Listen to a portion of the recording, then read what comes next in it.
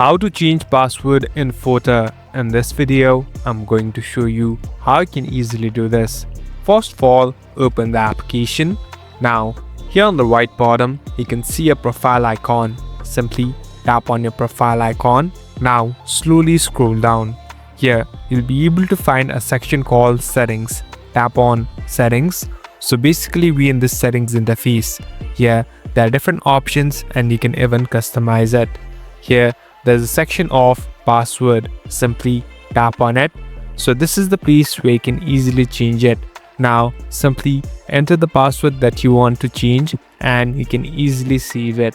Also make sure you remember it cause later you might need it. At last, hit on done and you're all set to go. Thank you for watching this video. I hope this video will help you.